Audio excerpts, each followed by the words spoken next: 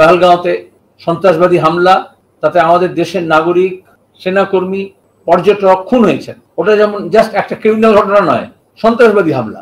তাকে ঘিরে গোটা দেশে আইটি সেল, বিজেপি, সংঘ পরিবার, আর তার সঙ্গে আমাদের রাজ্যে আরো কিছু উৎসাহী নব্য সদ্য নিযুক্ত আইটি সেলের লোকজন, তারা উঠে পড়ে লেগেছে মানুষকে ভাগ করো, বিভাজনের রাজনীতি 26-এর নির্বাচনকে ঘিরে।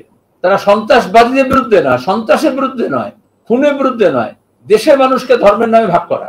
পাকিস্তান, মদতপুষ্ট পাকিস্তানের সন্ত্রাসবাদীদের ওদের চেষ্টাই হচ্ছে এটাই, যে সীমানা পেরিয়ে আমাদের দেশের অভ্যন্তরে যুদ্ধটাকে নিয়ে আসা। আর আরএসএস বিজেপি তাকে কেন্দ্র করে গৃহযুদ্ধের একটা ভাব তৈরি করা দেশের অভ্যন্তরে, দেশের মানুষের মধ্যে।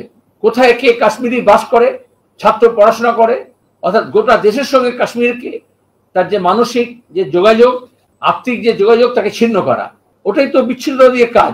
সেই কাজটা দেশের শাসন ক্ষমতায় যারা যুক্ত আছে তারা করছে, যখন দেশের সমস্ত মানুষকে এককাট্টা করার কথা।